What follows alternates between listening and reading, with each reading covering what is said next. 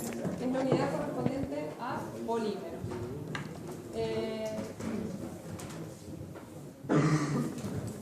¿Qué polímeros conocen ustedes de la vida cotidiana, acá en el auto, en el aula? El polietileno, el PET, ¿qué más? El PVC. A ver, empecemos a traducir porque no todos saben lo que es el PET, por ejemplo. ¿Qué es el PET? El plástico de la botella. El plástico de las botellas de Coca-Cola, muy bien, es de PET. ¿Qué quiere decir PET? Ajá, politerestalato. Está bien. El PVC, dijo él, ¿qué es el PVC?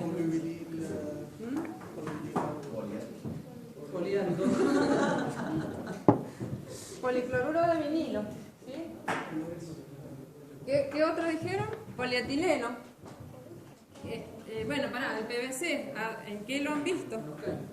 ¿En los caños de qué? En los caños de agua, en los caños de cloaca, bien. ¿Qué más dijeron? Polietileno. ¿A dónde ven el polietileno? ¿En qué bolsa? Del supermercado, muy bien. Las bolsitas del Bea son de polietileno. Por ahí dice la mamá, pásame una bolsita de nylon. Ustedes se vuelven y dicen, no mamá, de polietileno. Está re loco, pobre. Bueno. Es que es cierto, no es lo mismo el nylon que el polietileno. Ahora ya ustedes van a estar en condiciones de distinguirlos. No es lo mismo. Bueno, está bien. Ahí ustedes me han estado hablando de una serie de polímeros que espero que cuando rendan al final me sepan dar tantos ejemplos como me han dado en clase, porque normalmente hablan y vos le decís, bueno, dame un ejemplo y te miran diciendo que me preguntás. Y no, eso es lo más importante, que ustedes puedan identificar lo que están estudiando con la realidad. Está bien, me han nombrado un montón de polímeros que hoy son polímeros sintetizados en la industria a partir de productos de hidrocarburos que se sintetizan como derivados del petróleo. O sea, son inventados por el hombre todos esos polímeros que han nombrado. Pero también hay polímeros naturales, ¿sí? Bueno, sí, hay caucho, que también industrializado. ¿Qué hacemos con el caucho? Lo volcanizamos. Sí, lo vulcanizamos y ¿qué hacemos? Las ruedas del auto, por ejemplo, los neumáticos son de caucho vulcanizado, como muy bien han dicho, que se utilizan, que se descubrió después de la Segunda Guerra Mundial. Con la Segunda Guerra Mundial se empezó a utilizar el caucho industrializado, vulcanizado y se empezó a darle aplicación en los neumáticos. ¿Sí? Pero otros polímeros naturales que no sean derivados de los hidrocarburos en forma directa, para que vean qué amplio que es el tema. Los almidones no son polímeros. Los almidones, ¿qué más? ¿Cómo? ¿La qué? Las proteínas. Las proteínas, muy bien. Sí, me las simplificaste porque me meten en un campo que no es. Muy bien. El cuero, la lana, los textiles, el algodón, la madera. La madera es un polímero, ¿sí? Entonces, bueno, tenemos polímeros naturales y polímeros sintéticos. Obviamente nosotros vamos a estudiar en profundidad los polímeros de uso ingenieril, que son los que primero pusieron los ejemplos ustedes, que son derivados de los hidrocarburos. Ahora díganme, de eso que ustedes, a esta altura de la materia, ustedes han visto que cuál es el análisis que hacemos de todos los materiales. Composición, estructura, propiedades, aplicación. Si ahora hacemos un ejercicio a la inversa, y de ustedes de observar las aplicaciones pueden ya deducir propiedades. Entonces, ¿qué propiedades tienen los polímeros de lo que ustedes han observado de estos materiales que me han nombrado?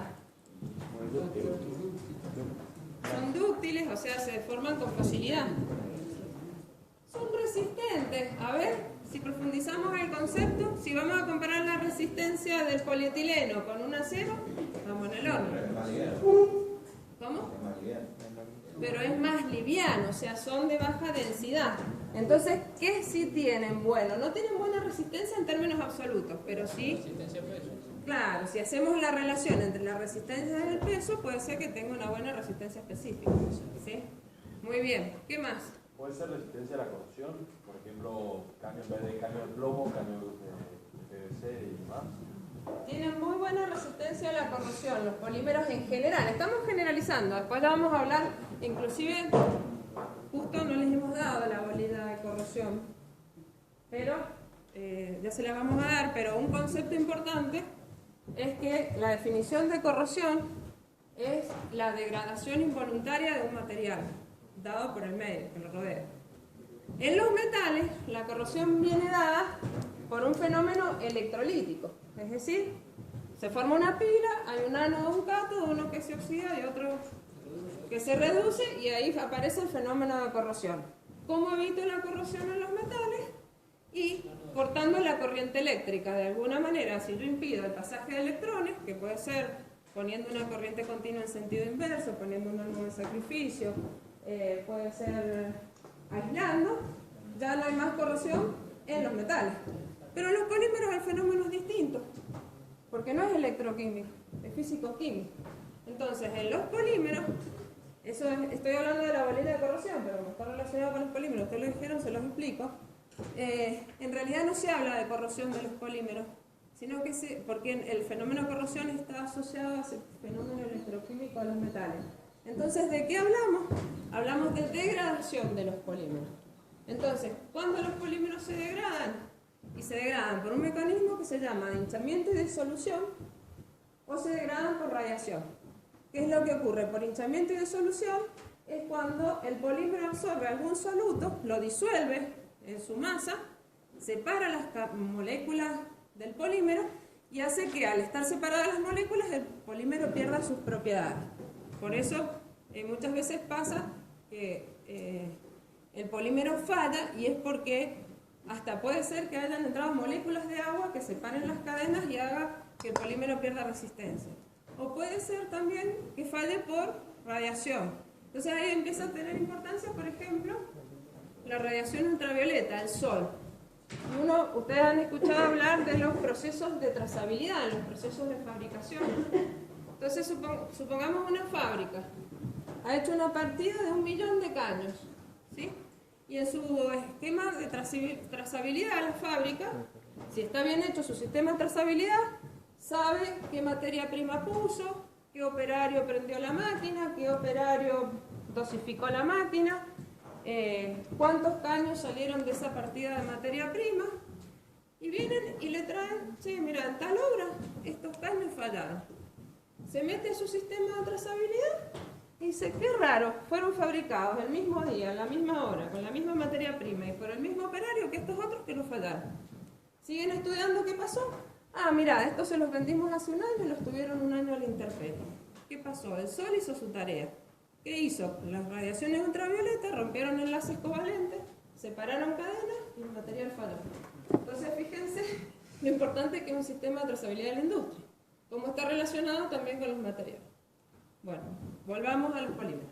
Entonces dijimos que eran dúctiles, que tenían alta resistencia específica, que eran de bajo peso, resistentes a la corrosión. Lo que pasa es que siempre estamos hablando en términos relativos. Si bien pueden degradarse, no tienen esa sensibilidad a los procesos electroquímicos que tienen los metales, ¿sí? Aislantes. ¿Cómo? Aislantes. Son aislantes. ¿De qué tipo? Térmico, eléctrico. Térmico, eléctrico y acústico. ¿Sí? Los polímeros, en realidad, ser aislantes es irnos al extremo, pero sí podemos hablar que tienen baja conductividad térmica, baja conductividad eléctrica y baja conductividad acústica. Por eso vamos a ver, dentro de las aplicaciones que después estudiamos de los polímeros, tenemos aislantes, es uno de los temas. Aislantes térmicos y aislantes acústicos. Bien, ¿alguna otra cosa que les ocurra? ¿No? Repasemos entonces. Resistencia a la corrosión y a los productos químicos, que lo dijimos. Baja conductividad eléctrica y térmica, baja densidad, elevada relación resistencia-peso, particularmente cuando es reforzado. Reducción de ruido, eso es aislante acústico. Amplia selección de colores y transparencia. Bueno, ese es un tema que no dijimos. Ustedes han visto, fíjense, todo lo que hay acá, todo es polímero, todo.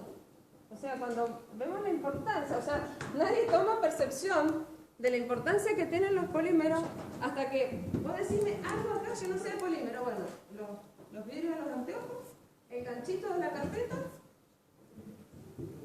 y creo que todo lo demás es polímero. Todo lo que toca es polímero. Yo he tenido exámenes, chicos, de alumnos. Esto no se los digo para que vean lo mal que estudian, no para criticar a alguien en particular. Que dice polímero, y tiene el pizarrón lleno, pero lleno, desde esta punta hasta la otra. Dibujos, gráficos, moléculas. Yo, no, bueno, espera, decime qué polímero hay acá en el aula. Se terminó el examen. No encuentro un polímero en el aula. Y yo digo, me siento fracasada como docente. Si este chico sabe todo este libro, y acá que todo es de polímero, porque salvo el termo, la bombilla, sigo buscando lo que no es de polímero, yo le pregunto, decime un polímero que hay en el aula, y me dice que no encuentra, ¿qué sentido tiene que le haga la siguiente pregunta? No relacionó nada con nada. Esto se los marco, y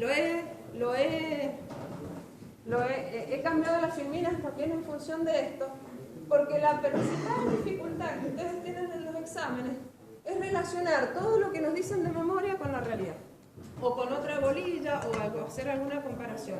Entonces les estoy marcando la importancia de cómo tienen que estudiar. Siempre pasa lo mismo. A quién se lo estoy marcando, a quienes lo van a hacer bien en el examen, porque son los que nosotros le hemos chichoneado durante todo el año. Me voy a seguir frustrando con todos los que no están hoy, pero no importa, por lo menos ustedes, si estudian con algún compañero, coméntense. Bien. Amplia selección de colores y de transparencia. El tema de los colores tiene que ver mucho con la facilidad que tienen los polímeros de admitir aditivos. Y entre los aditivos hay una inmensa cantidad de colorantes. Después, facilidad de manufactura y posibilidades de diseños complejos. Eso tiene que ver con los procesos de conformación que se le pueden aplicar a los polímeros, que también lo vamos a ver en esta unidad. Es decir, ¿cómo hago yo para tener una determinada materia prima y de esa materia prima llegar a tener un producto con forma, con diseño? Los polímeros son muy utilizados porque son muy fáciles de conformar, o sea, los procesos industriales para conformar son sumamente sencillos, y eso hace que los productos de polímeros sean muy baratos, por dos razones. Uno, por la abundancia que hay en la naturaleza, porque son derivados de los hidrocarburos que se pueden sintetizar fácilmente. Siempre los materiales, ¿qué es lo que hace que un material sea más costoso o más barato? Y primero, la abundancia o la escasez que hay en la naturaleza. Si es un bien escaso, es caro. Y también la facilidad que tenemos los humanos de separar eso que está en la naturaleza y usarlo en la forma industrial. Entonces, los procesos de producción y cómo obtenemos ese material es lo que nos dice si un material es caro o es barato. ¿Y por qué cada vez estamos más llenos de polímeros por todos lados? Y porque es fácil obtenerlo y es fácil darle forma, fabricarlo. Los procesos de conformación son sumamente sencillos. Es decir, cualquiera de ustedes mañana se recibe y dice, no sé qué hacer, agarra un catálogo, compra una maquinita y puede poner una extrusora y vender vasitos. Cualquiera, no hace falta ni que se reciba. O sea, es un proceso sumamente sencillo. Costo relativamente bajo. Y bueno, ¿cuáles son las desventajas que tenemos con los polímeros? Ya lo dijimos, comparativamente tienen más baja resistencia y rigidez reducida, elevado coeficiente de dilatación térmica, bajo rango de temperatura útil. Los polímeros son muy sensibles a la temperatura. Así como son muy sensibles a la temperatura, y ya lo vamos a estudiar más en detalle por qué, y puedo pasar con muy poquitos grados de variación de temperatura de un polímero totalmente frágil a un polímero totalmente dúctil, así también se reducen los rangos en los que de temperaturas en los que los puedo utilizar. Y menor estabilidad dimensional en servicio a través del tiempo. ¿No les ha pasado que, por ejemplo, ustedes se compran una regla y de golpe, de la noche a la mañana, la regla se quebró? ¿Y eso por qué? Porque el polímero tiene muy baja estabilidad dimensional, tiene este proceso de degradación es permanente, se sigue polimerizando, le afectan las radiaciones que no pasan los metales, ¿sí? Bien, bueno, esto era solo una introducción para motivarlos a que me aguanten las 2 horas que tengo que hablar. No, bueno, voy a hablar 1 hora, otra hora. Bueno, ¿quiénes no han cursado química orgánica? Mecatrónica. Bueno, el hecho de que ellos no hayan cursado mecatrónica me obliga a dar un montón de conceptos que los que han cursado, que no han cursado química orgánica, me obliga a dar un montón de conceptos que los industriales y los petroleros a esta altura los deben recontradominar. Como dijimos, los polímeros, la gran mayoría, los de interés industrial, son derivados de los hidrocarburos. Ustedes tienen que recordar, esto es muy importante, el carbono tiene 4 electrones en la última órbita y se une a los hidrógenos con un enlace covalente. Un enlace covalente es cuando se comparte un par de electrones. Si se comparten pares de electrones, ¿los enlaces son fuertes o débiles? Son enlaces fuertes. Entonces, este es la molécula de ¿qué? ¿Cómo le hemos llamado a carbono, hidrógeno 4? Metano. Al metano, ¿sí? Si decimos carbono, hidrógeno 2, tenemos el etano. Si tenemos 4 carbonos, hidrógeno 10, el butano. Después, ¿quién viene? Pentano.